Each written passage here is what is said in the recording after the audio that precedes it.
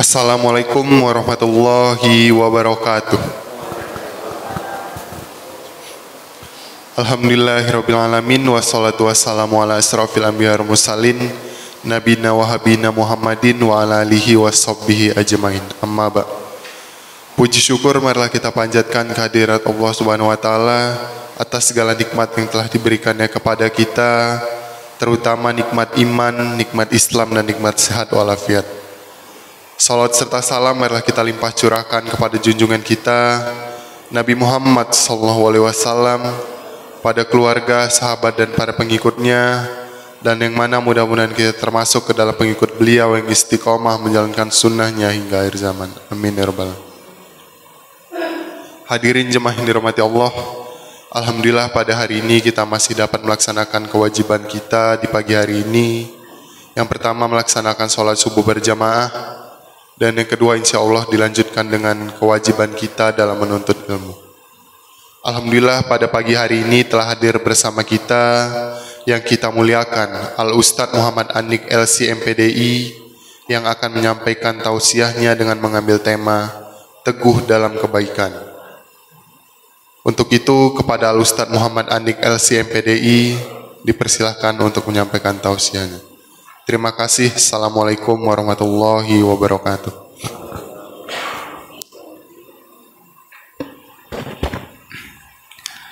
Bismillahirrahmanirrahim. Assalamualaikum warahmatullahi wabarakatuh. Alhamdulillahi wa kafa, wassalatu wassalamu ala nabiyyinal mustafa wa ala alihi wa sahbihi ahli sidqi wal wafa, amma ba'd. Faqala Allahu azza wa jalla fi kitabihil karim, a'udzu billahi minasyaitonir rajim, walau anna katabna alaihim an iqtulu anfusakum aw ikhruju min diyarikum ma fa'aluhu illa qalilum minhum walau annahum fa'alu ma yu'adzuna bihi lakana khairan lahum wa ashadda tathbita. Hadirin hadirat, Bapak Ibu jamaah yang dimuliakan Allah Subhanahu wa taala, alhamdulillah kita bersyukur kehadirat Allah, kita dikumpulkan oleh Allah untuk mendapatkan nikmat yang banyak. Setelah nikmat iman, nikmat Islam, nikmat memakmurkan rumah Allah, nikmat tafaqquh fiddin, kita berkumpul untuk mendalami agama Allah Subhanahu wa taala. Mudah-mudahan hadirnya kita di majelis ilmu ini menjadi isyarat bahwa Allah masih menghendaki kebaikan yang besar dalam hidup kita. Sebagaimana Rasulullah SAW bersabda, "May yuridillahu bihi khairan yufaqihu fiddin." Siapa orang yang Allah kehendaki kebaikan dalam hidupnya, maka Allah fahamkan dia dalam urusan agama. Jemaah dimuliakan oleh Allah, tema kajian kali ini adalah Ats-Tsabat 'alal Khair, teguh di atas kebaikan. Sebuah tema yang penting untuk menjadi renungan kita bersama, karena ini menyangkut masalah hati. Dan hati manusia selalu berbolak-balik. Hari ini baik, besok belum tentu masih baik. Pekan ini bersemangat, beramal saleh, pekan depan belum tentu. Begitulah hati. Wa innama summiyal qalbu litaqallubihi. Sungguh disebut hati karena disebut qalbu karena taqallub, dia berbolak-balik. Kedua, Rasulullah mengingatkan kita di dalam hadisnya yang diriwayatkan oleh Imam Bukhari dan Imam Muslim. Kata beliau, wa innar rajula la ya'malu bi amali ahlil jannah hatta ma yakuna bainahu wa bainaha illa dhira' fayasbiqu alaihi alkitab fayamalu bi amali ahlin nari fayadkhuluha ada orang beramal dengan amalan ahli surga. Dia sholat, dia puasa, dia zakat, dia infak, dia sedekah, dia berzikir, dia membaca Al-Quran, dia umrah, dia haji. Persis amalan ahli surga. Tapi kemudian dia kehilangan keteguhannya. Maka dia pun beramal dengan amalan ahli neraka, akhirnya dia pun masuk ke dalam neraka.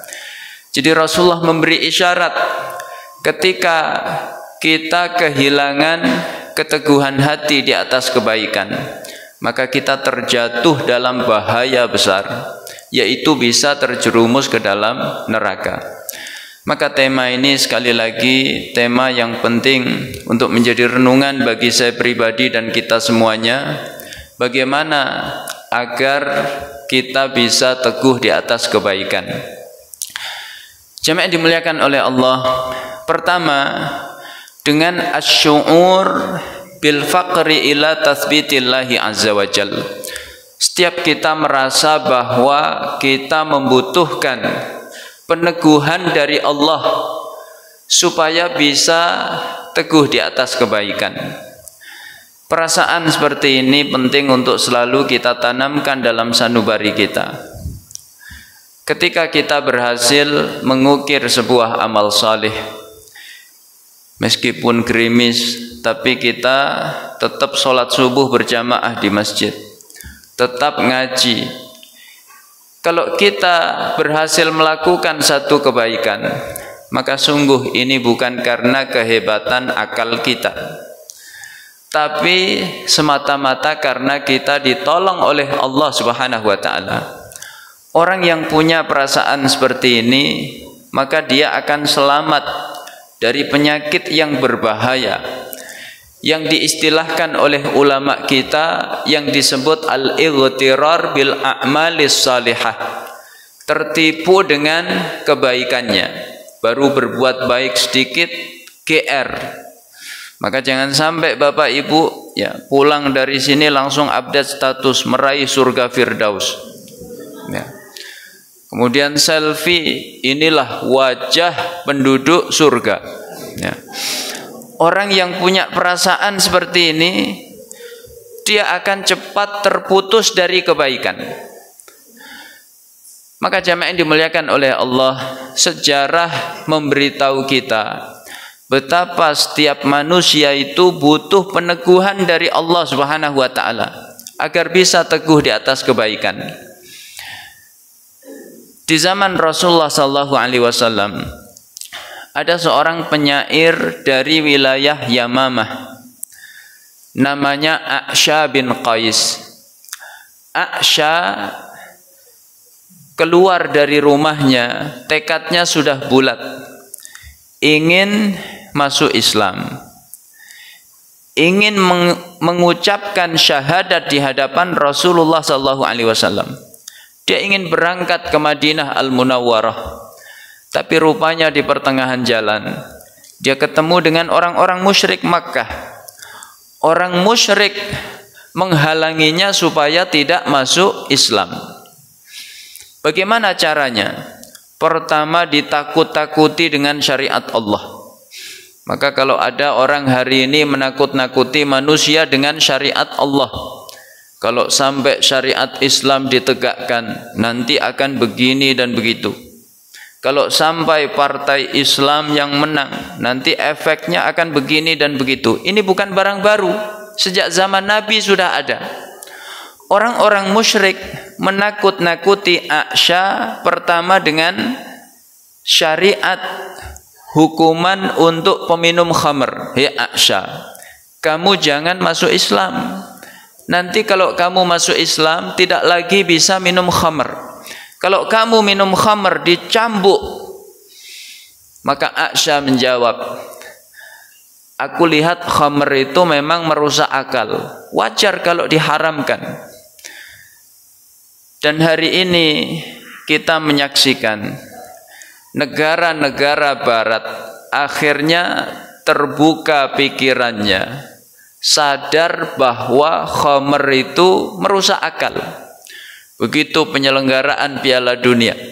Di mana, Pak? Ya, di Qatar, ya. Yang merupakan negara Islam, memberlakukan syariat Islam. Sekalipun turnamen internasional Piala Dunia tidak diperkenankan minum khamr. Maka negara-negara barat kemudian sadar, rupanya hidup tanpa khamr aman. Tidak ada perkelahian. Manusia terkendali. Apa sebabnya? Otaknya waras semua. Begitu yang juara siapa, Pak? Nah, tahu semuanya, ya. Kemudian pesta kemenangan di negaranya, dan di negaranya minum khamr diperbolehkan, legal. Maka terjadi kerusuhan yang luar biasa. Jadi Aisyah sekalipun belum masuk Islam, dia faham bahwa khamr itu merusak akal. Maka aneh kalau ada hari ini manusia mengaku muslim, KTP-nya tertulis agamanya Islam, tapi masih minum khamr. Kalah sama orang musyrik zaman dulu. Dia faham bahwa khamr itu merusak akal. Lalu apakah orang-orang musyrik, ya, berhenti? Tidak. Dia menakut-nakuti Aisyah dengan syariat Allah yang lain. Hei Aisyah, tetap kamu jangan masuk Islam. Kalau kamu masuk Islam, kamu tidak bisa lagi berzina. Kalau kamu berzina, dirajam sampai meninggal dunia. Maka Aisyah berkata, aku sudah tua, aku tidak tertarik dengan zina. Maka orang-orang musyrik kali ini memberi iming-iming harta. Jadi orang kalau diancam kok tidak bisa, maka berikutnya diiming-imingi dengan dunia.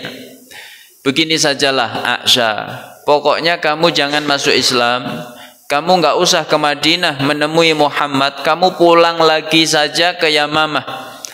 Aku beri imbalan 100 ekor unta. Kalau 1 ekor unta kurang lebihnya hari ini 35 juta kali 100, berapa itu, Bu? Ya, ibu-ibu matematikanya cepat biasanya. 3,5 M. Wah, lumayan. Sayang untuk dilewatkan. Belum tentu datang kedua kali. Maka Aisyah di hatinya dipenuhi tamak. Kata Imam Ghazali, tamak itu celah masuknya setan ke dalam hati manusia. Orang kalau sudah tamak, maka dia akan dikuasai oleh setan. Dan benar, melalui tamak ini setan benar-benar menguasai hatinya Aisyah bin Qais. Dia memutuskan pulang membawa 100 ekor unta. Terbersit di hatinya, kalau begitu tahun depan sajalah aku masuk Islam. Dia lupa bahwa ajal manusia di tangan Allah. Makanya kita tidak boleh menunda-nunda kebaikan. Kita tidak tahu kapan ajal kita datang. Begitu Aisyah sampai depan rumahnya, membawa 100 ekor unta, dia hendak turun dari untanya. Rupanya terpeleset, jatuh, meninggal dunia. Jadi begitu sejarah memberitahu kita, setiap manusia membutuhkan peneguhan dari Allah, butuh pertolongan Allah supaya bisa teguh di atas kebaikan. Maka perasaan seperti ini itu dicontohkan langsung oleh Rasulullah SAW. Rasulullah itu manusia yang dijamin selamat dunia akhirat. Surganya jelas, Allah yang menjamin. Kalau kita belum jelas. Kalau ada orang hari ini, ya, kok memberitahu kita bahwa surga kita sudah jelas. Bapak Ketua DKM nih auranya betul-betul surga Firdaus. Hati-hati, itu modus. Ada udang di balik batu. Ya, kita surganya belum jelas. Nabi yang surganya sudah jelas, itu masih merasa butuh pertolongan Allah. Maka doa yang sering beliau baca, ya muqallibal qulub tsabbit qalbi ala dinik. Wahai zat yang membolak-balikkan hati, teguhkanlah hatiku di atas agamamu. Ummu Salamah radhiyallahu anha merasa heran karena Nabi sering membaca doa ini. Maka beliau bertanya, ya Rasulullah, wa innal quluba la tataqallab. Ya Rasul, apakah hati manusia itu berbolak-balik? Maka Rasulullah menjawab, inna quluba bani Adam kanat baina isba'aini min asabi'ir rahman yusarrifuhu haitsu yasha. Dalam riwayat lain, insya'a aqamahu wa insya'a azaghahu. Sungguh hati manusia itu selalu berada di antara dua jari Allah. Kalau Allah berkehendak, mudah sekali Allah memalingkannya. Dalam riwayat lain, jika Allah berkehendak, Allah akan meneguhkannya. Tapi jika Allah berkehendak, Allah akan memalingkannya atau menyesatkannya. Jadi yang pertama, kita selalu merasa butuh pertolongan Allah Subhanahu wa taala. Kedua, jamaah yang dimuliakan oleh Allah, bagaimana agar kita bisa teguh di atas kebaikan?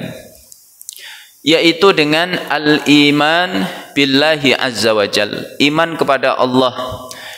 Dengan iman yang kokoh, bukan iman yang sekedar slogan, bukan sekedar tulisan tertulis di KTP, ya, agama Islam.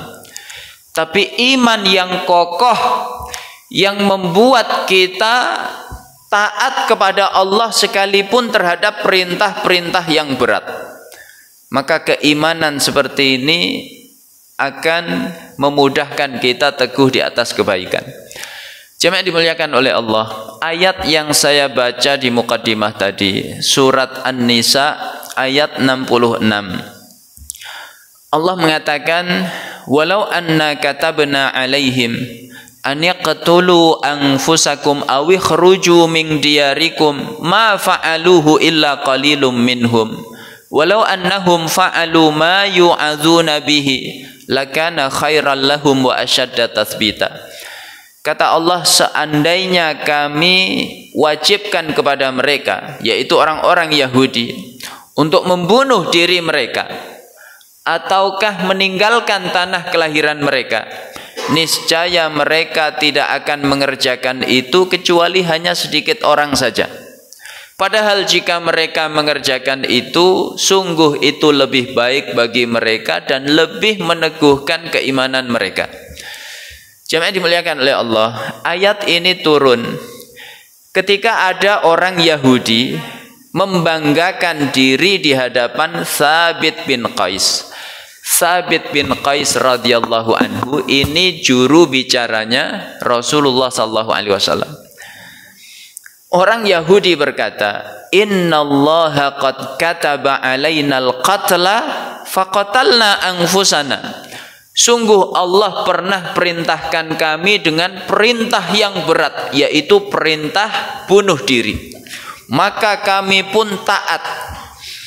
Jadi syariat agama Yahudi hari itu, kalau ada orang terjatuh dalam dosa besar, maka cara taubatnya bagaimana, Pak? Bunuh diri. Seperti dikisahkan dalam surat Al-Baqarah ayat 54. Wa idh qala Musa liqaumihi ya qaumi innakum zalamtum anfusakum bittikhadzikumul ijla fatubu ila bari'ikum faqtulu anfusakum dzalikum khairul lakum inda bari'ikum fataba alaikum innahu huwat tawwabur rahim. Ingatlah ketika Musa berkata kepada kaumnya, wahai kaumku, sungguh kalian telah berbuat zalim terhadap diri kalian dengan menjadikan anak sapi sebagai sesembahan. Maka bertaubatlah kalian kepada pencipta kalian dan bunuhlah diri kalian.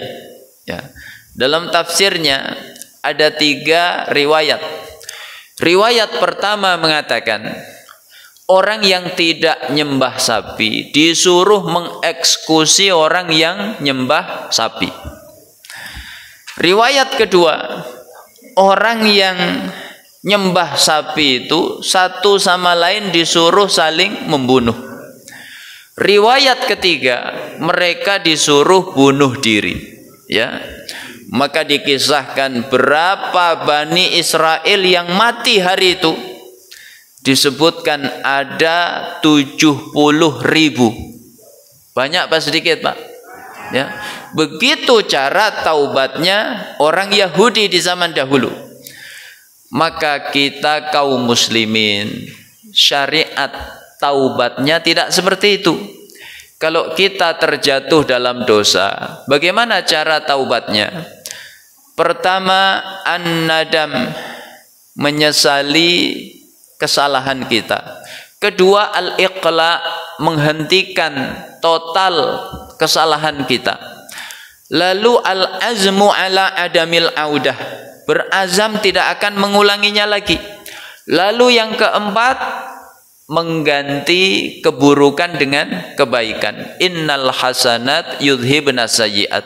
Kebaikan itu akan menghapus keburukan-keburukan sebelumnya. Jadi orang Yahudi tadi berbangga, kami dulu sekalipun diperintah dengan perintah yang berat, kami taat. Begitu kata orang Yahudi. Maka Thabit bin Qais, ya, seketika menunjukkan spirit keimanan yang dimilikinya. Beliau berkata, "Lau kutiba alaina la fa'alna."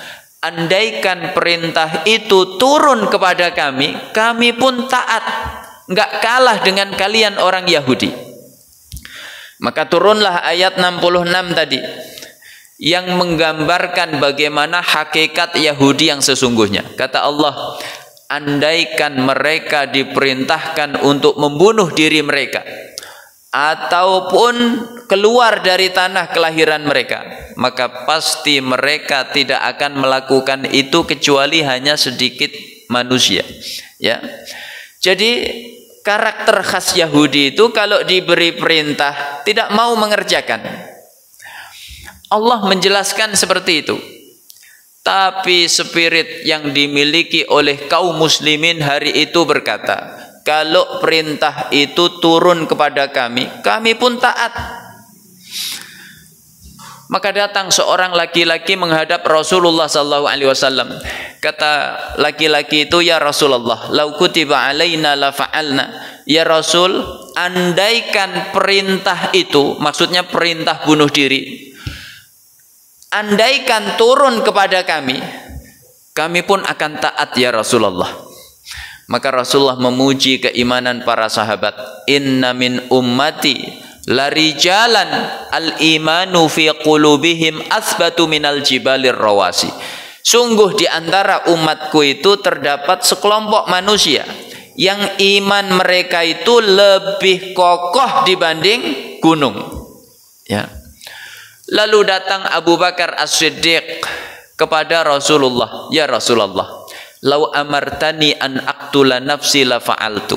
Ya Rasul, andaikan engkau perintahkan aku untuk membunuh diriku, pasti aku taat. Ya. Kemudian Rasulullah, ya, membacakan ayat ini dan menunjuk ke arah Abdullah bin Rawahah. Siapa Abdullah bin Rawahah? Abdullah bin Rawahah radhiyallahu anhu ini salah satu dari 12 sahabat yang berbaiat sumpah setia kepada Rasulullah sallallahu alaihi wasallam. Mereka berangkat dari Madinah ke Makkah membaiat Rasulullah dalam peristiwa yang disebut Bai'atul Aqabah yang pertama.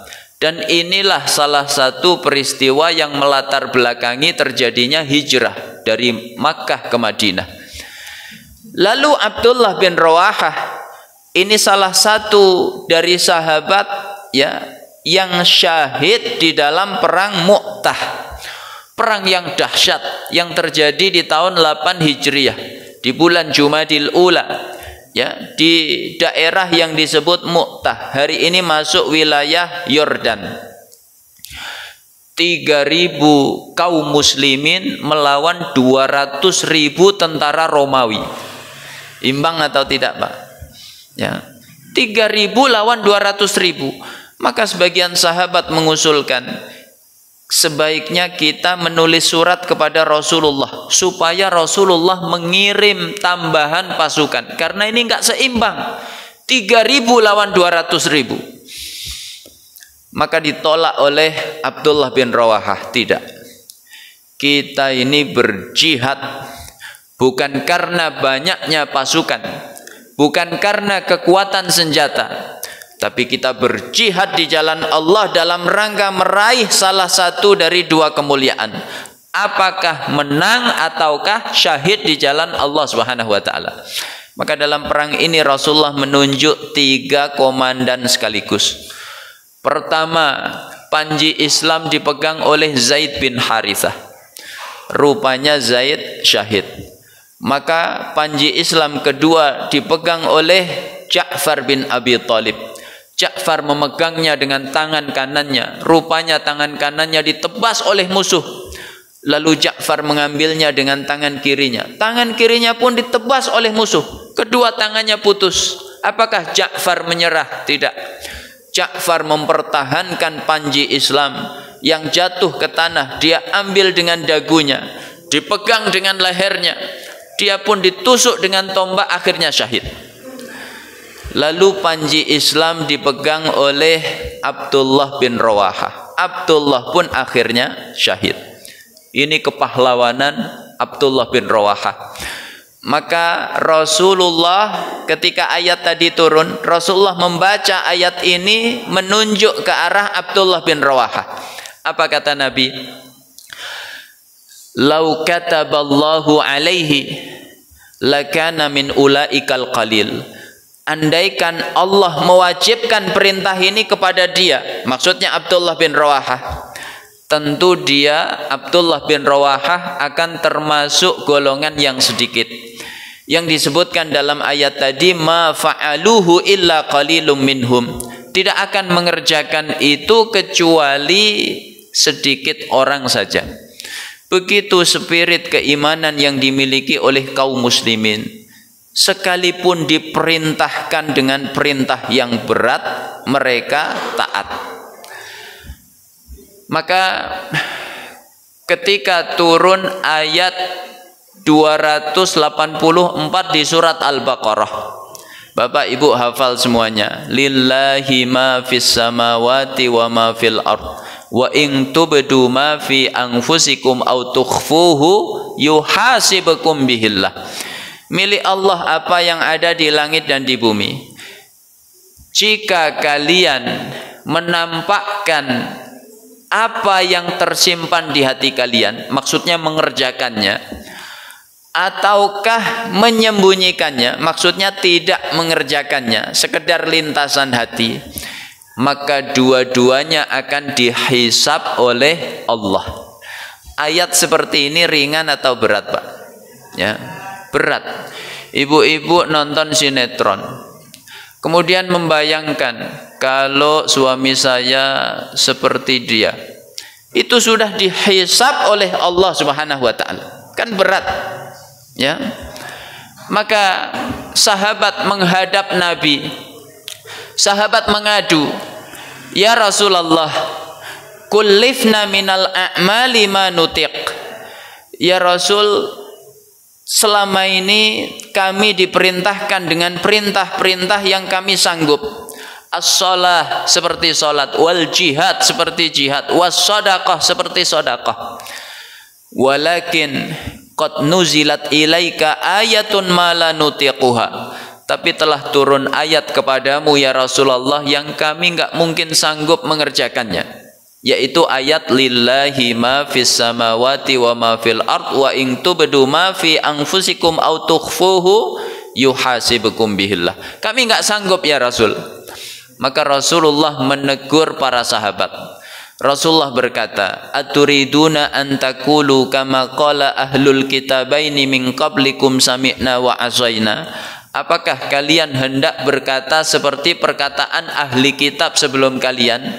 Kami mendengar tapi kami enggak mau taat. Ini karakter khas Yahudi Nasrani. Bal qulu sami'na wa ata'na ghufranaka rabbana wa ilaikal masir. Yang benar kalian katakan, kami mendengar, kami taat, kami mengharap ampunanmu ya Allah, hanya kepadamu lah kami dikembalikan. Maka sahabat seketika taat, meskipun konsekuensi ayat ini begitu berat, tapi sahabat taat. Mereka serempak membaca sami'na wa ata'na ghufranaka rabbana wa ilaikal masir. Kami mendengar, kami taat, kami mengharap ampunanmu ya Allah, hanya kepadamu lah kami dikembalikan. Maka Allah mengabadikan ketaatan para sahabat dalam ayat berikutnya. Amanar rasulu bima unzila ilaihi mir rabbihi wal mu'minun kullun amana billahi wa malaikatihi wa kutubihi wa rusulihi la nufarriqu baina ahadim mir rusulih. Maka Allah mengabadikan perkataan mereka di penghujung ayat. Wa qalu sami'na wa ata'na ghufranaka rabbana wa ilaikal masir. Akhirnya Allah merasa kasihan. Allah hapus ayat tadi, ya, hukumnya, dengan turunnya ayat yang terakhir, la yukallifullahu nafsan illa wus'aha. Allah tidak membebani manusia melebihi kapasitas kemampuannya. Maka begitu ayat ini turun, Rasulullah berkata, siapa yang niat kebaikan, ternyata dia tidak berhasil menunaikannya, maka tercatat satu pahala atasnya di sisi Allah. Bapak Ibu sebelum tidur niat qiyamul lail, niatnya jujur, nggak basa-basi. Dibuktikan dengan pasang alarm jam 3. Ya, tidurnya lebih awal, nggak nonton dulu. Rupanya qaddarallah bablas, azan subuh baru bangun. Saking capeknya seharian ngaji 5 kali. Ya. Maka tercatat pahalanya di sisi Allah. Tapi kalau benar-benar bangun, jam 3 bangun, qiyamul lail, maka dilipat gandakan pahalanya oleh Allah dari 10 hingga 700 kali lipat. Dan kata Nabi, siapa yang niat keburukan, lalu dia tidak jadi mengerjakannya, maka tercatat satu pahala atasnya. Ya, ibu-ibu niat nanti malam nonton drakor, ya, sore kuota sudah diisi, rupanya maghrib ngaji di masjid, habis ngaji niat untuk nonton hilang, maka tercatat satu pahala di sisi Allah. Tapi kalau benar-benar nonton, barulah tercatat satu dosa di sisi Allah Subhanahu wa ta'ala. Jadi jamaah yang dimuliakan oleh Allah, iman yang seperti tadi itu mampu meneguhkan kita di atas kebaikan. Maka lihat bagaimana keteguhan sahabat-sahabat Nabi di atas kebaikan. Abu Hurairah radhiyallahu anhu diwasiati oleh Nabi 3 hal. Kata beliau, ausani khalili bi salasah, raq'atay duha wa shaumi salasati ayyam wa an utira qabla an anam. Aku diwasiati kekasihku Rasulullah 3 perkara, 2 rakaat duha, puasa 3 hari setiap bulan, dan witir sebelum tidur. Maka disebutkan Abu Hurairah menjaganya hingga akhir hayatnya.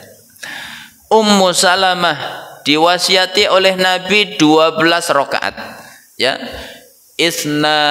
isnata asyrata rakaatan man hafidhaha banallahu lahu baitan fil jannah. Ada 12 rakaat, siapa yang menjaganya maka Allah bangunkan untuknya rumah di surga. 4 rakaat sebelum zuhur, 2 rakaat sesudah zuhur, 2 rakaat sesudah maghrib, 2 rakaat sesudah isya, 2 rakaat sebelum subuh. Maka Ummu Salamah menjaganya hingga akhir hayatnya. Begitulah ya, keimanan yang kokoh membuat manusia bisa teguh di atas kebaikan. Yang ketiga, jamaah yang dimuliakan oleh Allah, bagaimana agar kita teguh di atas kebaikan? Yaitu dengan tarkudz dzunub wal ma'asi, meninggalkan dosa dan maksiat. Dosa dan maksiat efeknya sangat dahsyat di dalam menghalangi manusia dari kebaikan. Bagaimana caranya? Nabi menggambarkan, idza adznabal mu'minu dzamban nukitat nuktatun sauda fi qalbi. Kalau manusia terjatuh ya dalam dosa, seorang mukmin terjatuh dalam dosa, muncullah titik noda hitam di hatinya. Fa in taba wastaghfara suqila qalbuh. Kalau dia langsung taubat, mohon ampun kepada Allah, menghentikan keburukannya, seketika hatinya jernih kembali. Tapi wa in zada fazadat. Kalau dia tambah lagi dosanya, bertambah noda di hatinya, hatta ta'luwa qalbah. Akhirnya noda-noda itu menutupi seluruh mata hatinya. Maka kata Nabi, fadzalika huwar ran. Itulah yang disebut ran, penutup mata hati. Yang Allah berfirman di surat Al-Mutaffifin, kalla bal rana ala qulubihim ma kanu yaksibun. Sekali-kali tidak. Mereka tertutup mata hatinya, ya. Apa sebabnya? Dosa-dosa yang mereka perbuat. Maka orang yang seperti itu biasanya sulit menerima nasihat kebenaran. Dinasehati mental, nggak bisa masuk. Kemudian berat menyambut kebaikan. Dipanggil ngaji seperti ini nggak datang, dipanggil sholat jamaah nggak hadir, ya. Tapi kalau ada dangdutan, softnya paling depan, ya. Jadi karena dosa dan maksiat, hatinya keruh, akhirnya terhalang dari kebaikan, sebaliknya terjatuh dalam keburukan. Kemudian dampak dosa dan maksiat ini itu tidak ringan, ya, tapi luar biasa. Dia menghambat masuknya ilmu ke dalam hati kita. Kita masih ingat ulama besar sekaliber Al-Imam Asy-Syafi'i yang kecerdasannya itu luar biasa. Sekali lihat hafal, sekali dengar hafal. Itu Imam Syafi'i, ya. Kalau kita berkali-kali lihat, berkali-kali dengar, lupa. Imam Asy-Syafi'i kecerdasannya dipuji oleh gurunya. Kata Imam Malik, inni arallaha qad alqa nuran fi qalbik fala tudfi'hu bidulmatil maksiyah.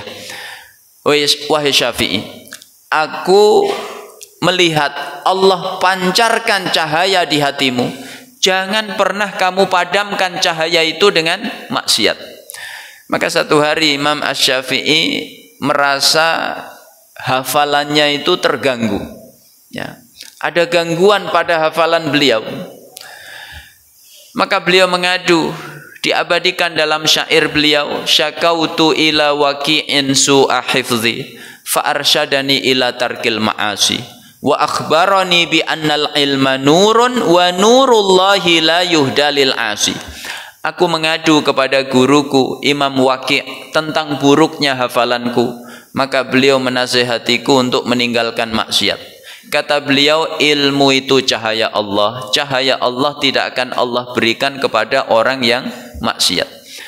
Maka kita hari ini patut merenung. Rasanya ngaji dari kecil, ya, mulai tahsin, ya, kemudian fikih, hadis, tafsir, akidah. Kok rasanya sampai kita dewasa, bahkan sudah tua, nggak ada yang nyangkut sedikit pun, ya. Jangan-jangan penyebabnya adalah maksiat-maksiat dalam hidup kita. Lalu dosa dan maksiat ini bagaimana membuat kita jauh dari kebaikan? Dosa dan maksiat ini candu, kata Imam Ibnul Qayyim. Maka orang yang terjatuh dalam satu dosa mudah sekali terjatuh dalam dosa-dosa berikutnya. Dalam tafsir surat Al-Hasyr ayat yang ke-16, ya, nanti dilihat. Kamatsalis syaitan idz qala lil insani kfur falamma kafara qala inni bari'um minka inni akhafullaha rabbal alamin.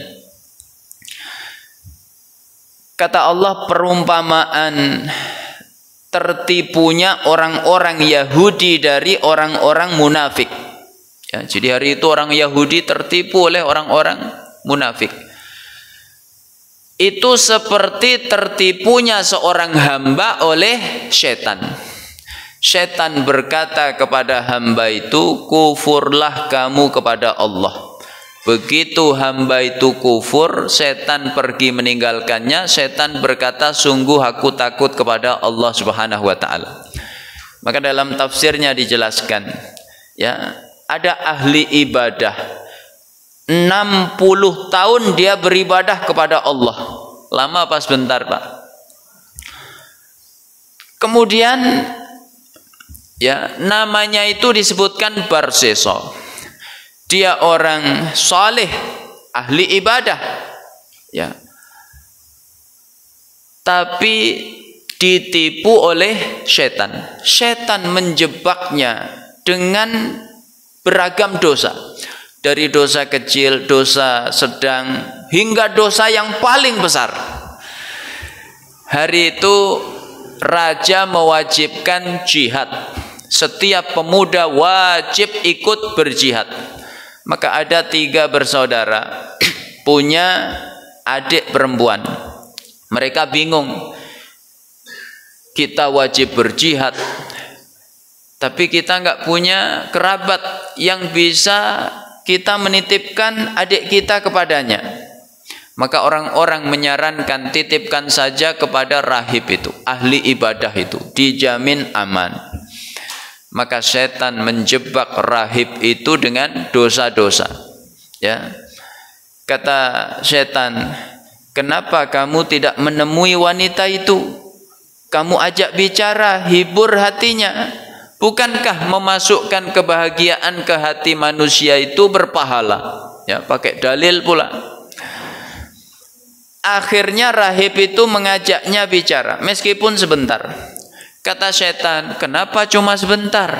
Coba lebih lama, supaya pahalanya lebih besar. Maka besok lebih lama ngobrolnya. Akhirnya saling pandang, saling senyum. Ya, cinta itu kata orang Jawa, ya, jalaran soko kulino. Tresno itu jalaran soko kulino. Ya, dari mata turun ke hati. Akhirnya singkat cerita mereka berzina. Lalu hamil, wanita itu kemudian melahirkan. Begitu sudah masuk perangkap setan, setan nggak basa-basi lagi, ya. Setan langsung menjebaknya dengan dosa-dosa yang lebih besar. Kata setan, hei rahib, kamu ini orang soleh ahli ibadah. Bagaimana kalau manusia tahu kamu menghamili adik orang? Apalagi kalau abang-abangnya pulang dari medan jihad, habis kamu. Kalau gitu gimana caranya? Gampang, bunuh bayinya, nggak ketahuan. Akhirnya bayinya dibunuh. Ya, hari ini ada nggak bapak ibu orang yang seperti itu? Ya. Apakah setan berhenti? Tidak. Setan berkata, rahib, kamu yakin ibunya bisa jaga rahasia? Wanita itu paling susah jaga rahasia. Jangan bilang-bilang ya, tapi satu RT tahu semua. Kalau gitu gimana caranya? Gampang, bunuh pula ibunya. Akhirnya dibunuh, ya, wanita tadi. Kemudian jihad pun selesai. 3 bersaudara pulang, lalu bertanya, di mana adik saya? Maka rahib menjawab, adikmu sudah wafat karena sakit. 3 bersaudara percaya. Tapi setan hadir dalam mimpi 3 bersaudara tadi. Setan memberitahu kejadian yang sesungguhnya. Adikmu tidak sakit, tapi dihamili oleh rahib, lalu bayinya dibunuh, lalu adikmu pun dibunuh. Bahkan ditunjukkan di mana kuburnya. Maka besok kuburan itu dibongkar. Ternyata benar, ada bayi, ada adiknya. Ya. Akhirnya rahib diinterogasi. Akhirnya dia pun ngaku, maka dijatuhkan vonis hukuman mati. Begitu siap dieksekusi mati, setan datang untuk menyesatkannya terakhir kalinya. Kata setan, rahib, akulah penolongmu satu-satunya hari ini. Enggak ada yang menolongmu selain aku. Kalau kamu mau selamat, sujudlah kepadaku, kufurlah kepada Allah. Maka rahib sujud kepada setan, kufur kepada Allah. Begitu sudah kufur, setan pergi meninggalkannya. Setan berkata, sungguh aku takut kepada Allah Subhanahu wa ta'ala. Begitu dosa itu candu, ya. Maka kalau ingin teguh di atas kebaikan, berusahalah semaksimal mungkin meninggalkan dosa dan maksiat. Ini yang ketiga. Yang keempat, jamaah yang dimuliakan oleh Allah, bagaimana kita teguh di atas kebaikan, yaitu dengan al-iqbal alal Quran tilawatan wa tadabburan wa amalan.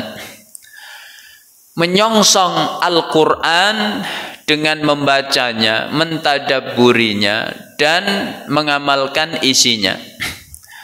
Quran itu peneguh hati orang-orang yang beriman. Kata Allah di surat An-Nahl ayat 102, Qul nazzalahu ruhul qudusi min rabbika bil haqq liyuthabbital ladzina amanu wa hudaw wa busyra lil muslimin. Katakan wahai Muhammad, Quran ini Allah turunkan melalui Ruhul Qudus, melalui Jibril. Dalam rangka apa? Meneguhkan hati orang-orang yang beriman. Menjadi petunjuk dan kabar gembira bagi kaum muslimin. Maka kita merasakan dahsyatnya pengaruh Quran itu ketika rutin membacanya. Biasanya Bapak Ibu rutin baca Quran, bahkan khataman berkali-kali. Itu di bulan apa? Ramadan. Ya, jujur. Pengajian yang berhasil itu mencetak jamaah yang jujur. Ya, ini karakter ahli surga, Pak. Ya. Begitu Ramadan, tiap hari baca Quran. Orang berlomba-lomba khataman Quran. Majelis Ta'lim An-Nur khatam 10 kali. Majelis Ta'lim Al-Jihad khatam 15 kali. Maka lihat, ya, manusia dalam beramal saleh mudah mereka teguh di atas kebaikan. Masjid kalau Ramadan sepi apa ramai, Pak? Ramai. Ya. Orang tidak cuma mengerjakan yang wajib, tapi yang sunnah terjaga. Qobliyah, ba'diyah, duha, tahajud, witir, semua terjaga. Infak, sedekah. Kalau Ramadan berkurang apa meningkat? Meningkat. Begitu dahsyatnya pengaruh Al-Quran. Begitu Ramadan berakhir, sebagian orang tilawahnya ikut berakhir.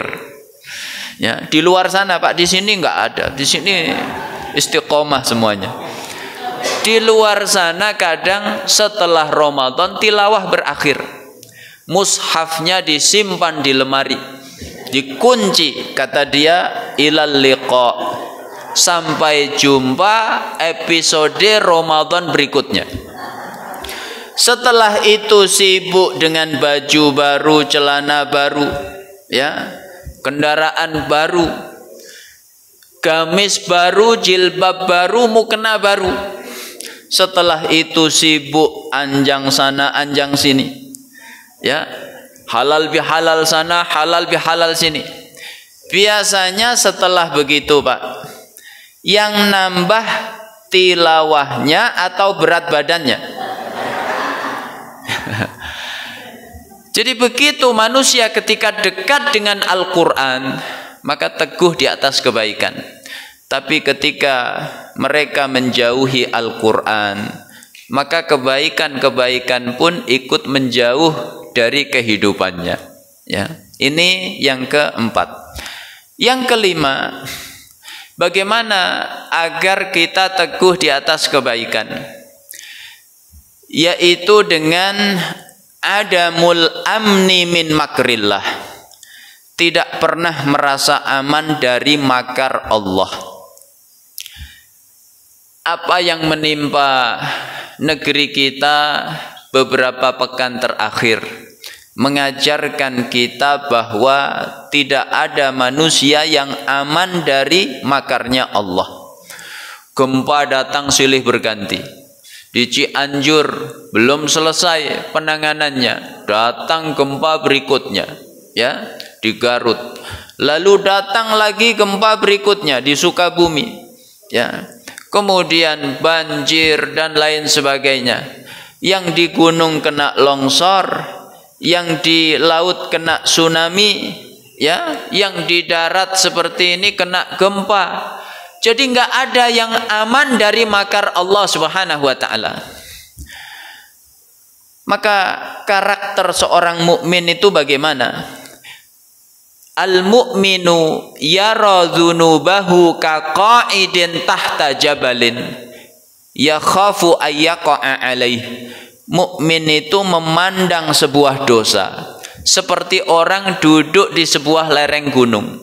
Maka dia takut kalau gunung itu longsor dan menimpa dirinya. Ulama menjelaskan kenapa perumpamaannya gunung longsor. Kenapa enggak musibah yang lain? Karena kata mereka musibah yang lain masih ada celah menyelamatkan diri. Kalau terjadi gempa misalnya, semoga Allah enggak menakdirkan, di Masjid An-Nur, Bapak Ibu tetap di masjid atau keluar? Keluar, insya Allah selamat. Ya, kalau terjadi banjir misalnya di Keranggan, lantai 1 tenggelam, ya, Bapak tetap di lantai 1 atau naik ke lantai 2? Naik, insya Allah selamat. Tapi kalau musibah itu sudah gunung longsor, kemana manusia menyelamatkan diri? Naik enggak selamat, turun lebih enggak selamat, ya. Begitu seorang mukmin yakin sepenuh hati tidak pernah aman dari makar Allah jika sampai maksiat kepada Allah Subhanahu wa taala. Orang yang punya karakter seperti ini, dia akan teguh di atas kebaikan. Makanya ada kisah menarik di zaman ulama, Imam Ibrahim bin Adham. Beliau didatangi anak muda. Anak muda syahwatnya membara. Ya, curhat kepada ulama. Wahai Imam, kenapa ya di hatiku sering terbersit keinginan untuk maksiat kepada Allah? Ya, anak muda syahwatnya membara. Kata Imam Ibrahim bin Adham, enggak apa-apa, silahkan maksiat, boleh kok, halal. Ya, ini yang ngantuk-ngantuk segera melek, Pak. Ya, nanti kalau tetap ngantuk pulang bawa ajaran sesat, kata Ustadz maksiat halal. Ya, boleh dengan 5 syarat, kata Imam Ibrahim bin Adham. Pertama, jangan makan rezekinya Allah. Kedua, jangan tinggal di buminya Allah. Ketiga, cari tempat yang enggak bisa dilihat oleh Allah. Keempat, yakinkan diri kamu saat didatangi malaikat maut. Siapa malaikat maut? Israel. Begitu didatangi malaikat maut, kamu bisa berkata, Mas Israel jangan hari inilah. 10 tahun lagi ya, belum siap saya. 20 tahun deh. Ya, kalau bisa seperti itu silahkan. Yang kelima kata beliau, yakinkan diri kamu saat diseret malaikat Zabaniyah di akhirat kelak, kamu hendak dilempar ke neraka. Lalu kamu bisa berkata, saya tidak mau ikut Anda, saya maunya masuk surga. Akhirnya pemuda ini sadar, dia tidak pernah aman dari makar Allah di dunia hingga akhirat. Maka hilanglah seketika keinginan untuk maksiat kepada Allah. Dia pun teguh di atas kebaikan, ya. Terakhir yang keenam, ya. Biasanya Pancasila, Pak, karena ini edisi akhir tahun, nah, jadi 6. Yang keenam yaitu kasratud du'ai ilallah, banyak berdoa kepada Allah. Maka dalam Al-Quran Allah mengisyaratkan doa-doa, ya, keteguhan di atas kebaikan. Ihdinas siratal mustaqim, minimal 17 kali kita baca dalam sehari. Kemudian di surat Ali Imran, ya, Rabbana la tuzigh qulubana ba'da idh hadaitana wa hab lana min ladunka rahmah innaka antal wahhab. Ya, Rabbana, ya Tuhan kami, la tuzigh qulubana, janganlah engkau sesatkan hati-hati kami. Ba'da idh hadaitana, setelah sebelumnya engkau memberi hidayah kepada kami. Ya. Ini doa keteguhan di atas kebaikan. Demikian pula doa yang dibaca Nabi, ya muqallibal qulub, ya, sabbit qalbi ala dinik, ya musarrifal qulub, sarrif qulubana ala ta'atik. Ya. Karena ini menyangkut urusan hati, dan yang mampu membolak-balikkan hati hanyalah Allah. Maka seringlah kita memohon keteguhan hati di atas kebaikan kepada Allah Subhanahu wa ta'ala. Mudah-mudahan Allah senantiasa meneguhkan hati kita di atas kebaikan hingga akhir hayat kita, sehingga kelak kita menghadap Allah dalam keadaan husnul khatimah. Amin ya rabbal alamin. Bapak Ibu yang dimuliakan oleh Allah, inilah yang dapat saya sampaikan. Kalau ada yang benar semata-mata dari Allah. Kalau ada yang salah, ini kekhilafan saya mohon maaf yang sebesar-besarnya. Karena ini edisi akhir tahun, Pak. Saya sudah pasang box di atas kendaraan, itu isyarat mau mudik. Jadi pertanyaannya ditunda tahun berikutnya. Ya. Kita akhiri dengan doa, salah satu doa yang mustajab, doa setelah amal saleh. Mudah-mudahan silaturahim kita, sholat berjamaah kita, zikir kita, dan semangat kita untuk tafaqquh fiddin mengantarkan doa-doa kita mustajab di sisi Allah Subhanahu wa ta'ala. Bismillahirrahmanirrahim. Alhamdulillahi rabbil alamin, hamdan naimin, hamdan syakirin, hamdan yuafi ni'amahu wa yukafi'u mazidah. Ya Rabbana walakal hamdu kama yanbaghi li jalali wajhika wa azimi sultanik. Allahumma salli wa sallim ala nabiyyina Muhammad wa ala alihi wa sahbihi wa sallim ajma'in. Allahumma inna nas'aluka mujibati rahmatik wa azaima maghfiratik wa salamata min kulli itham wal ghanimata min kulli bir wal fawza bil jannah wan najata minan nar. Allahumma inna nas'aluka ridhaka wal jannah wa na'udzu bika min sakhatika wan nar. Allahumma la tada' lana fi majlisina hadza dhanban illa ghafarta wa la hamman illa farajtah wa la maridan illa syafaitah wa la mayyitan illa rahimtah wa la dainan illa qadaitah wa la hajatan min hawaijid dunya wal akhirati illa qadaitaha ya rabbal alamin. Allahumma ati nufusana taqwaha wa zakkiha wa anta khairu man zakkaha anta waliyuha maulaha. Allahumma ighfir lana ma qaddamna wa ma akharna wa ma a'lanna wa ma asrarna wa ma anta a'lamu bihi minna. Antal muqaddim wa antal muakhir, la ilaha illa ant. Allahumma inna nas'aluka imanan kamila wa yaqinan sadiqa wa rizqan halalan mubaraka wa qalban khashi'a wa lisanan zakira wa taubatan qabla al-maut wa rahmatan indal maut wa maghfiratan ba'dal maut. Allahumma hawwin alaina fi sakaratil maut wan najata minan nar wal afwa indal hisab birahmatika ya arhamar rahimin. Allahumma aslih lana dinana alladhi huwa ismatu amrina wa aslih lana dunyana allati fiha ma'ashuna wa aslih lana akhiratana allati ilaiha ma'aduna waj'alil hayata ziyadatan lana min kulli khair wal mauta rahatan lana min kulli syarr. Allahumma inna nas'aluka 'ishatan hani'ah wa maitatan sawiyah wa maratan ghaira mukhzi wala fadih. Allahumma inna nas'aluka khairal mas'alah wa khairat du'a wa khairan najah wa khairat thawab birahmatika ya arhamar rahimin.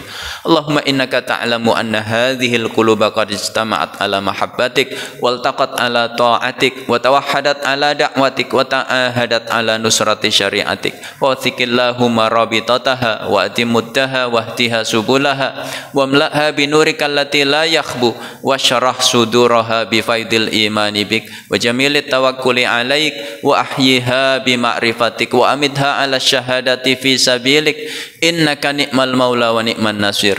Allahumma ja'al ijtima'ana hadha ijtima'an marhuma waj'al tafarruqana min ba'dihi tafarruqan ma'suma wa la taj'al fina syaqiyya wa la mahruma. Allahumma anta ya muhawwilal ahwal hawil ahwalana ila ahsanil hal. Rabbana atina fid dunya hasanah wa fil akhirati hasanah wa qina adzaban nar wa adkhilnal jannata ma'al abrar ya azizu ya ghaffar ya rabbal alamin. Wasallallahumma ala nabiyina Muhammad wa ala alihi wa sahbihi wasallim ajma'in. Subhana rabbika rabbil izzati amma yasifun wa salamun alal mursalin walhamdulillahi rabbil alamin. Assalamualaikum warahmatullahi wabarakatuh.